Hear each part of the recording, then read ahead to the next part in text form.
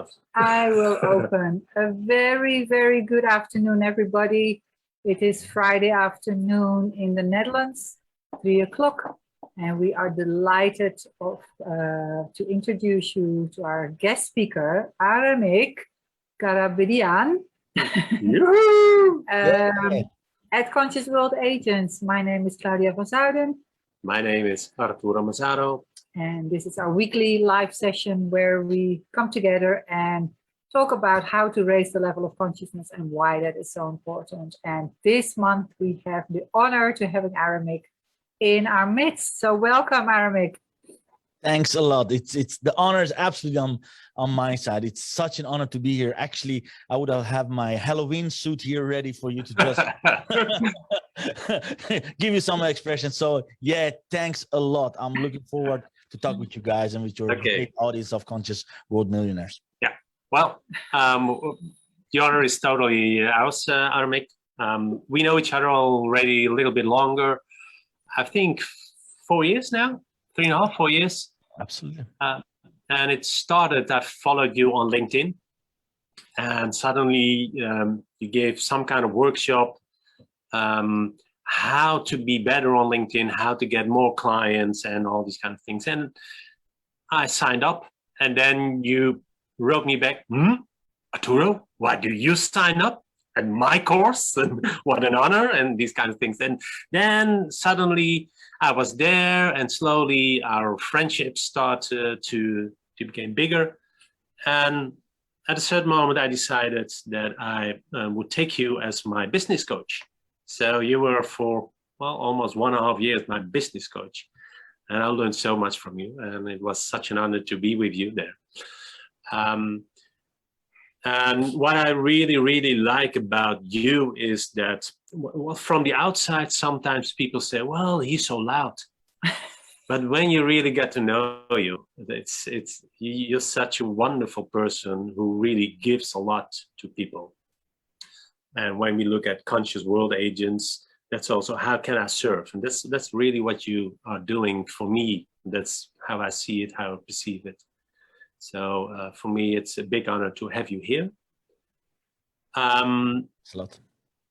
Saying this, can you explain a little bit who is Aramik, where you're from? Maybe in a short few minutes, how was your path to come here, where you are?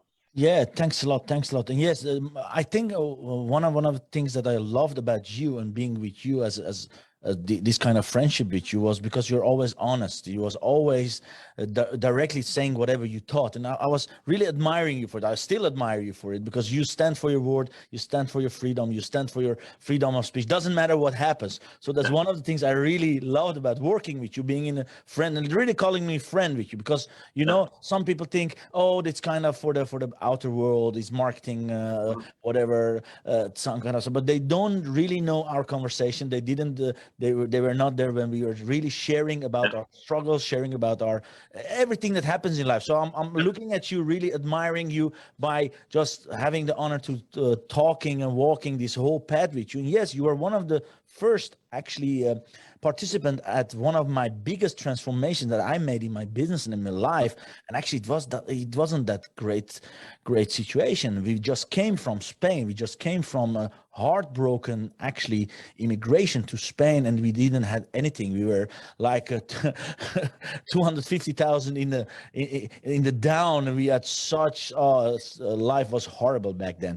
We didn't have any money. We didn't have any home. We didn't have any actual business. So I started my LinkedIn business 2017. We just came back from Spain because we had a really, really bad experience by immigrating there, but being disappointed. We got robbed. We got very, very bad experiences there. So I needed to make the conscious decision. So if it's about consciousness, to level up my life, level up my business, looking back again, okay, does this business, this kind of community, is it allowing me to grow, or do I just need to let it go? So at that point, it was 22 of August 2017, I made a decision. So I'm gonna let everything go. I'm just gonna letting my coaching business, my marketing business, let it go, and I'm just gonna start a total new business. I was nobody. I'm still nobody, but I was nobody. I didn't know anybody. I just wanted to have a safe place. It was called LinkedIn. So you are one of my markers, if I'm looking back at those years, that really gave me the stepping stones to the new leveling up, to stepping stones to a new consciousness. So you are one of those really rare friends that I shared my journey with you. No, not really a lot of people know what happened back then. Not really. I don't share that kind of stuff easily. And you were one of the best friends that I have, and I had, that I was able to just open up with you. We had such a great conversation. So it was like we were really getting close to each other. So yes, I still know that I just mailed you, Arturo. What are you doing on my course? You're a great expert. You're a fantastic authority. What do you do? No, I just want to learn. I just want to be there to see and feel how we're doing. So that was really beginning of a much bigger friendship, that I'm really thankful for it. And yes, Spain was a huge experience. That was a learning experience that hurt a lot. And so let me get back to actually where I'm started. I was born in Iran. I was born in 1980, the 31st of March. So if you know Iran, you know it was the revolution. It was the Ayatollahs. It was the actually Islamic revolution, went there on, I think, 1979. And I was born in a war zone. I was born in a revolutionary country that just went on a war with Iraq, with Saddam Hussein, that we all know, the crazy Saddam Hussein, who got everything from Russian and the Russian states. Yeah. And it was people against weapons. It was people against tanks. So my first 8 years of my life, I was really in war. It was not even that I was imagining it. It was, I still remember I was 4 or 5. I was just looking at the rooftop, and I just hoping, oh, they're coming, all those planes. Oh, don't come to us. Don't go to the other side of the city. So it was lots of fear. It was lots of frustration. It was lots of discrimination, because I'm born in an Armenian family. I'm a Christian. So also being a Christian and having this Islamic war between Saddam and Ayatollahs was, again, the second level of fear, because actually they didn't allow us Armenians to have our religion. They didn't allow us to have the freedom of speech, freedom of work, freedom of entrepreneurship. So I am born in a really kind of you can talk about the jail, you can talk about the really huge environment that is not supporting you. So my first 8 years being in a war, then the first 15 years before we flew to the Netherlands, because we went there.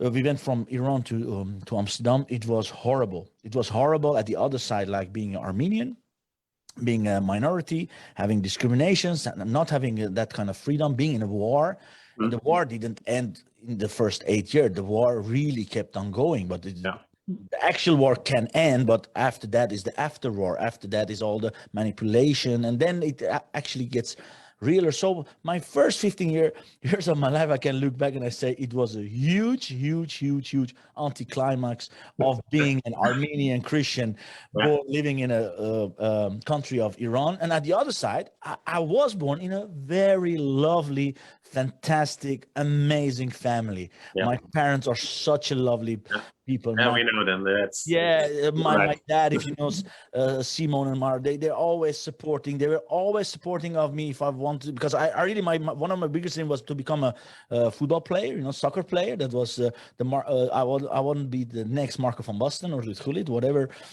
where I was loving Maradona with all his things. So that was really anticlimax, being in jail, being in this really bad environment, but having so much love, so much care, so much support of my family, of my parents, from my grandparents that were living like 2 blocks away. It was confusing, because I couldn't understand when I was growing up. What's this about? I'm getting a lot of support, love inside, internal, and if I'm going outside, I need to be careful. I need to get really cautious about things that I want to say or do, And I still remember the reason that we flew from. That my dad decided to put $100,000 to give a smuggler to get us here was because I was beating up. They got me beating up from a bus when I was going to school. So I just got really bad experience. I was the reason that we flew to the Netherlands. Well, it wasn't that really paradise that we came to the Netherlands. It just began the next level. That's the mountains that you kind of climbing. And the next mountain, I was, ah, shit. Okay, which mountain do I need to, you know? Okay. So Well, let's talk about the mountains.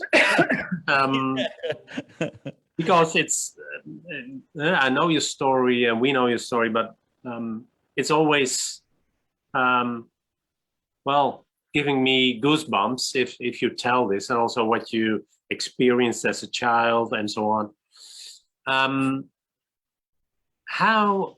What did you do to survive in this area? What did you do to overcome this? one of the things that I think I was really lucky to have, besides my parents being who they are, was also their religion, their beliefs. They really was. I was raised in church. I was raised as an Armenian.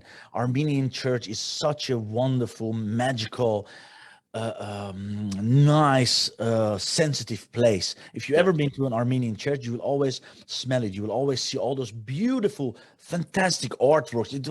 There's always somebody singing. There's always a choir. That's not like we know in Dutch. You know, the really simple churches that you can. Oh, this is a church. Oh, it's a building. It's a church. I don't know. It's really the Orthodox one. So you have all those beautiful artworks. You have really great rituals, if I may. So when in my consciousness, I didn't know is a ritual, is it religion? I didn't know. Of course, bring up. I think one of the things that really helped me survive is that being a Christian in this kind of space gave me the space to just allow myself to be as who I was, and to have an identity to cling on. Because you are looking always, I'm always looking what's identity to check if you want to survive. So being identified like a Armenian Christian and having all those rituals around it, like, because I love to sing, I love to dance, I love to make impressions, I love to entertain, you know, it gave me real space. It gave me real space to develop myself. Because if I was somebody who was, again, I'm not an extrovert, I'm an introvert.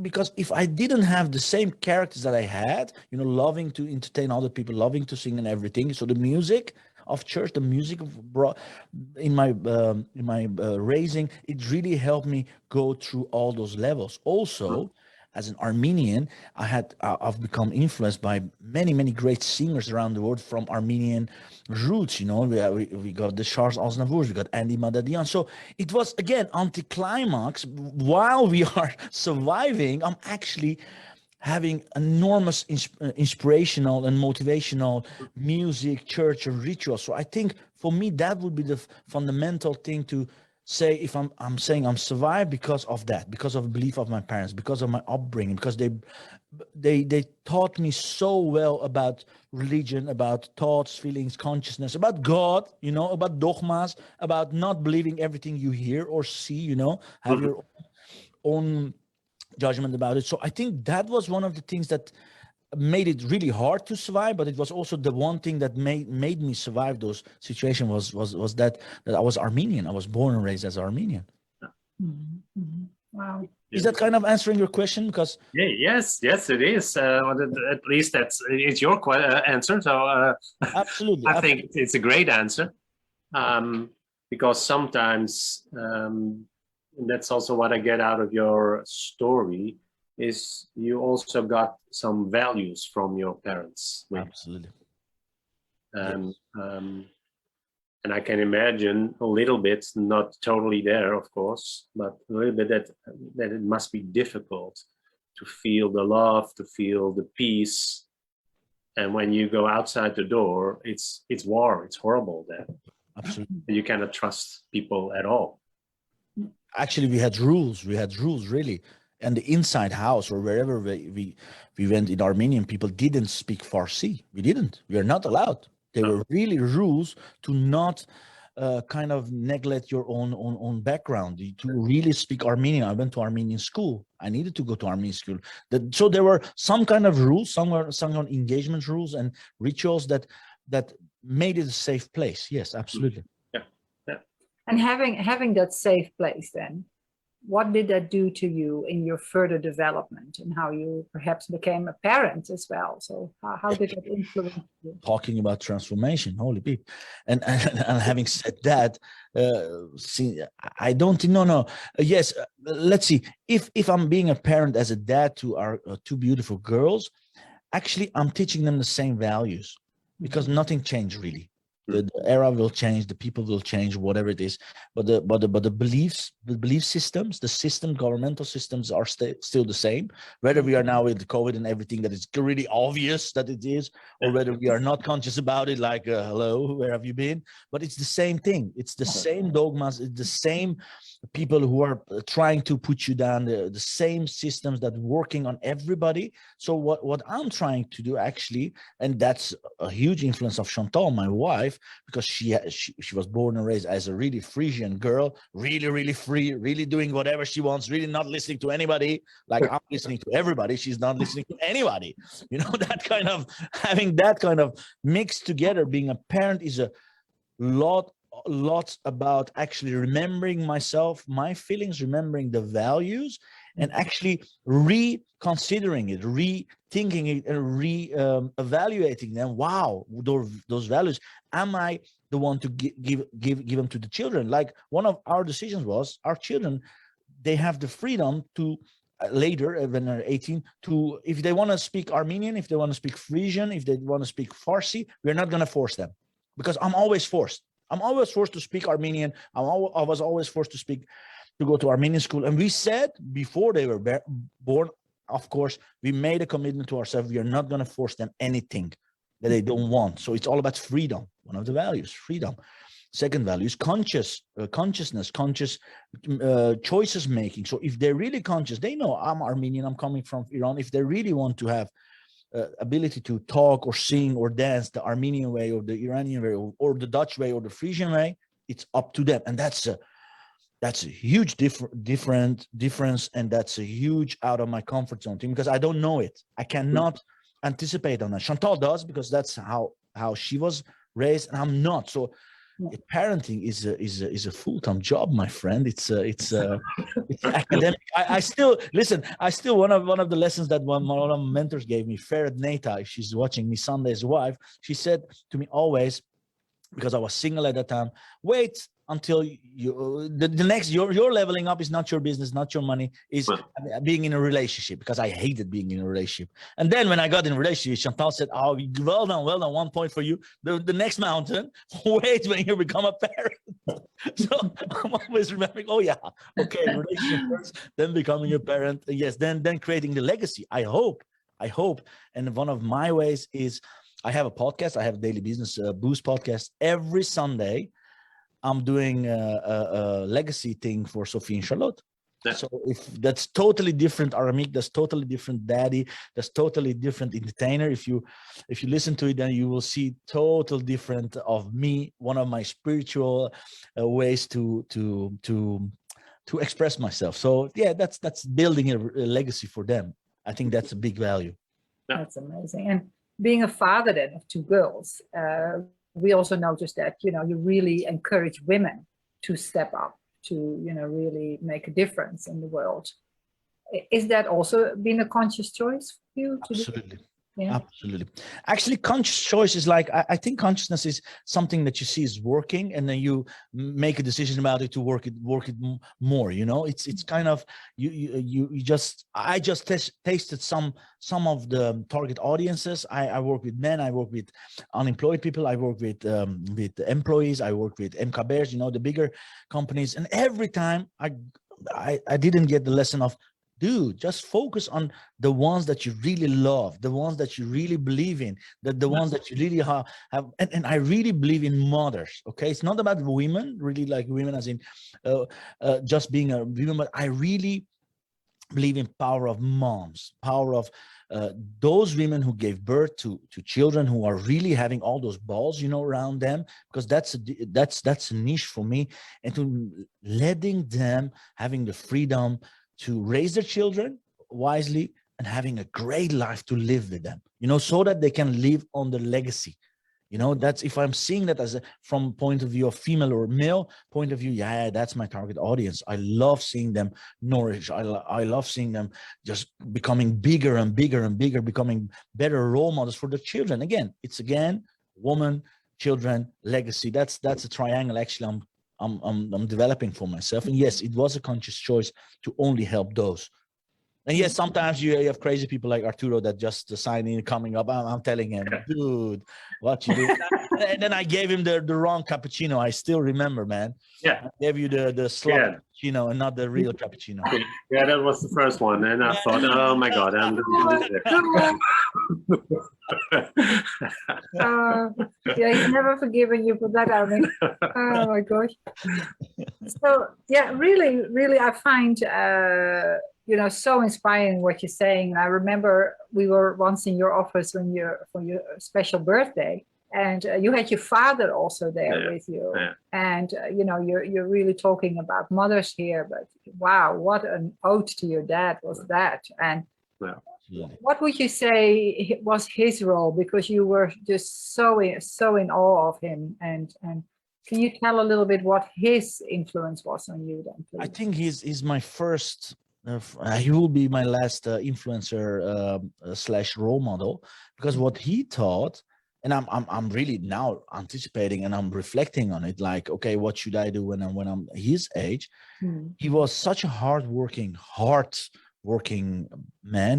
He's still such a social conscious and also giving man that all I got from giving, all I got from this philosophy of giving first, always being there for people, and everything I learned, it was from my dad, because I still remember people coming to him really like doing this kind of stuff on, oh my God, Mr. Engineer, because nobody told, I didn't hear Simon, his name, before we came to the Netherlands. Everybody talked to him like a Mr. Engineer, he had a great social status there. They were coming to him, and I still remember people from rich people, also poor people coming to him, especially poor people coming to him and kissing his hand because he helped them without taking their money, because he helped them even though they hadn't have the money, And I still remember those kind of images from him, especially from people who I saw. You can see when people have money or not. You can see from a social status, even though I was a child, which situation they are. And he was giving, no matter what status, no matter what the backgrounds, no matter black, white, green, yellow, whatever, he was the giving guy. And actually got many troubles because of that, because as Armenian, you're not allowed to give to Persian people. As Persian, they come to you. That's kind of a really, so he kind of risked everything to becoming a giver, to just staying a giver in an environment that didn't support it. So, that kind of resilience, that kind of heart-fulfilling dad beside me to grow up. I mean, it's a great gift. And then reflecting on him like he was, I think, my age when he decided to leave Iran. You leave Iran rich, really. You had really money. You just gave somebody $100,000 to just get your family out of there. And the decision is not get my family out of there. No, decision was get me and my family. Because in Iran, you had two choices. You could say, okay, here are my wife and children, just get them to Germany or, I don't know, Sweden or States, or you just put much more money to get the whole family going there, because that's kind of suspicious there. Women and children, they don't really care if they go outside, but, whole family. So his decision to put the money where the mouth was, to just being there and saying, if we're going abroad, if we're going to just really go out of here, then we're going to go together. So if they just cut us, then it's just like that, being able to show me that kind of leadership. Oh man, I'm thankful for him every day, every second of my life. So yes, he's my greatest role model. Absolutely. Yeah. And he's such a sweet person. Man, everybody loves my dad. Everybody knows. The show of Everybody Loves Raymond. The thing. Yeah. Everybody loves Simon. I always tell people. That's incredible. But yeah, also you have really got that attitude of giving first as well. I think that really then came from him, as I hear you saying. Why do you do that? What is your intention behind that? I think that there's not a greater value. There's not greater virtue. There's no greater deed, if I can put it like that, than being a giver. being a servant. You know, people think, oh, you're a servant. Why do you serve? Why, you know, they try to talk it a little bit down, but I'm always telling you, you don't know the joy of giving, man. Oh, you don't know the joy of it. It's such a joyful place, just being able to give and don't giving a peep about whatever it will come or not come. So it's first I'm modeling my dad, of course, and then I'm seeing the benefits, really the interpersonal benefits. Of course, there's a business benefit. Of course, there's a value there, but it's all about personal. I want to fall in love with my clients. I want every client of me thinking of me as a great giver. You know, I don't want them to see me like a business owner or a coach or whatever they see. I want really to be their friend and being able to stand beside them in every step they take. And the best thing you can do is just becoming a giver. No matter what they do, no matter what it happens, if I'm staying a giver, I'm giving a great example of them giving more, because by giving, I'm sure if people would give 10% more of what we do, there would be a much better world. So for me, it's this philosophy. For me, is this a lifestyle? It's not about, oh, a marketing thing or being able to sell or whatever. You know, it's a lifestyle. And yes, it looks really from outside. You can say, oh, but he has his talks and he's entertaining and everything. Yeah, it's easy for him to give. You know that people sometimes say, yeah, you have so much to give. It's not about that. Whenever I hadn't anything to give when I flew to the Netherlands, you know, and also then I was a giver. Then I was trying to help people. So it's not about my status. It's about the heartful giving without any expectations, just giving and being a joy bringer. And for me, is giving and being a joy bringer, by the way, the same thing. For me is that number one thing I want to do, not just giving. Here you go. You have one glass of water, but also giving it a blessing. For me, everything in life should be a blessing. If you give it a blessing. Then I'll always say, don't give your money. Don't give me your whatever you have if there's no blessing. I don't need scared money. I don't need scared thing. And you know, and I'm blessed. I don't know if you saw him. My best friend, I'm working with my best friend Raymond. He just heard me cough and he just came around to see if I have the glass of water, and he's laughing right now. You know, so I'm love to surround myself with such givers like Raymond, such givers like you, Arturo and Claudia, so that we can just give the better legacy to our people, to the whole planet, to give more, because we have so much to be thankful for. Yes. It is, and it's all about unconditional, you know. Absolutely. And if you do it unconditional, it's really unconditional, and then you don't give the people what they do with this. No agendas allowed. No agendas allowed. And that's great, and that's also what I experienced with you during our sessions with coaching. You were always giving more than I expected. Thanks so much. It was not about the money at that moment. It's so absolutely. When you summarize this all a little bit, and that's even hard to do to summarize this, but what is the benefit for you now in your own business? So basically, my question is, what can you say to other people? Because we all have our obstacles in life. Absolutely. We all have these mountains that we need to climb. It's part of life. That's part of life. You already told a lot about this, but what kind of, golden tip or thing would you say? I would say, I always remember when we came back from Spain, again, that was a huge pain point of me. That was really my first struggles without having my parents there, because I was there being a parent of two children of 1 and 2 years. You know, I felt really responsible. I felt such a guilt after that, also such a painful experience. When we came back, and I still remember, I was driving back from Spain. It was hot. We didn't have any money anywhere to stay. We stayed for 2 months every week in another Airbnb thing. We were really in debt, you know. We had nothing, really, just each other, you know. And then came somebody, asked me, so why do you still organizing free events, free LinkedIn events? And it really hurt me when he said that. And I told him, listen, if I'm giving something for free while I'm having a lot, that doesn't say anything about me. It's so easy when you have enough bread to give everybody bread.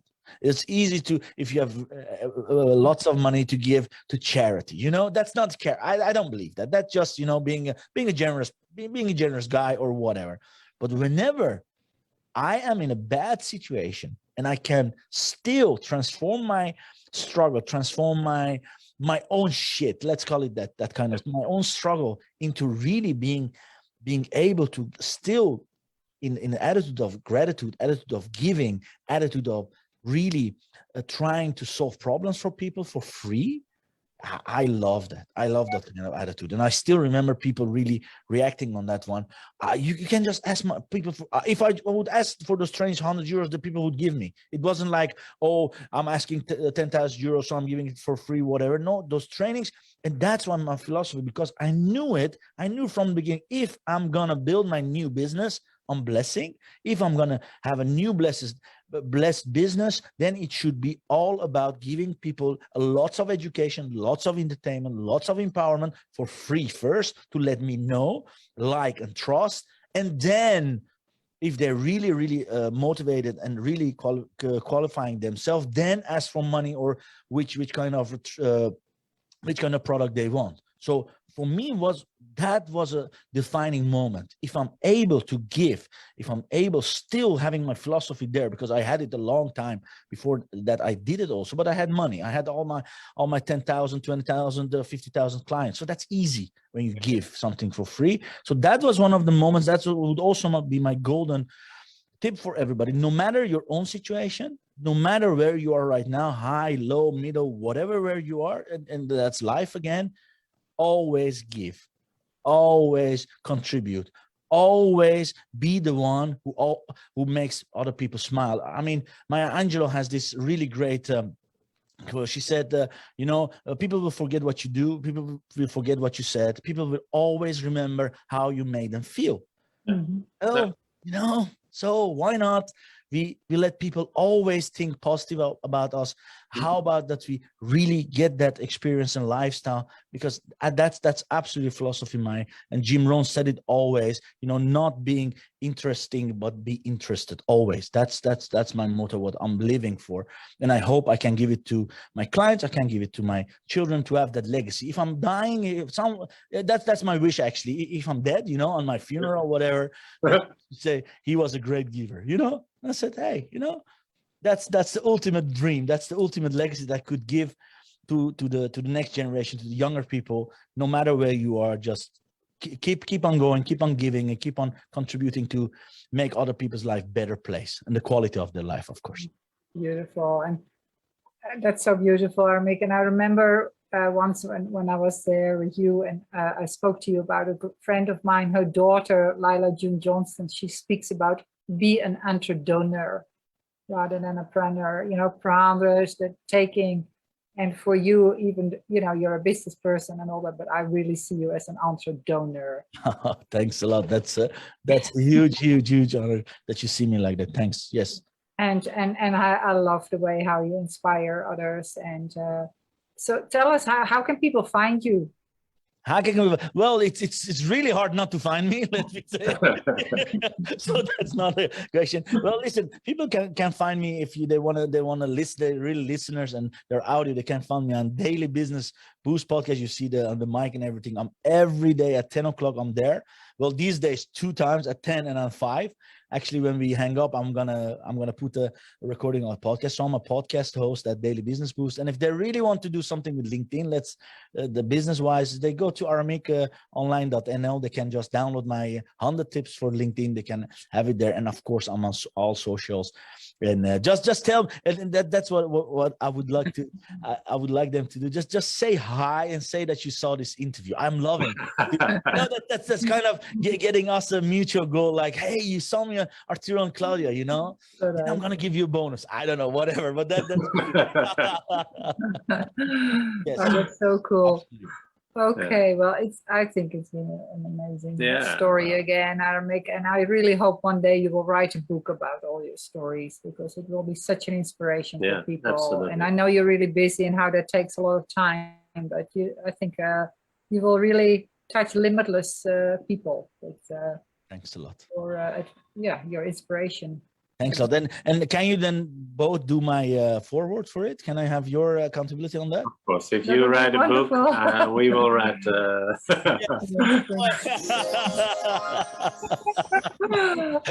that's hilarious. I do nothing but with writing that book. I just said it. Oh, hilarious. Yeah. Pleasure. Thanks a lot. Thanks for having me here. It was really, really honor, guys. Thanks a lot for this. It was our pleasure, and it's always nice to see your energy, feel your energy, and also, your life. It has a lot to. You had to overcome a lot, but it's also a nice way for people to see that even with the biggest struggle, you can survive. But stay true to yourself, and that's what I feel that you do. Yes. Great. Follow the heart. Stay true to yourself and work from the heart. And thank you, my friend. Yes. I love you guys. Thanks a lot. Thanks for having me there. Have a great weekend. And Thanks a lot. give our love to Chantal and your daughters. Yes, Absolutely. Will do. See you later, guys. Bye bye. Bye-bye. Bye-bye. Bye. Bye. So thanks everybody who's still watching. Sorry, I already. No, are we still live on Facebook, right? And yeah, the recording stopped. Yeah. So thanks everybody who was watching, and I'm sure you will have found this conversation as inspirational as we have. Aramik is just such a wonderful light in this world, and he has now the badge with entrepreneur. I think he is the giver, like Martin Luther King always said, what have you done for others? And I think the list is endless when it comes to Aramik. So I hope you really enjoyed that, and we all wish you a wonderful weekend. And people were asking if we were recording this, so yes, and as soon as possible we will put it on our YouTube channel if we have a little time left. So thanks for watching, and we're looking forward to seeing you all next week. And thanks, Aramik. Have a great weekend. Bye bye.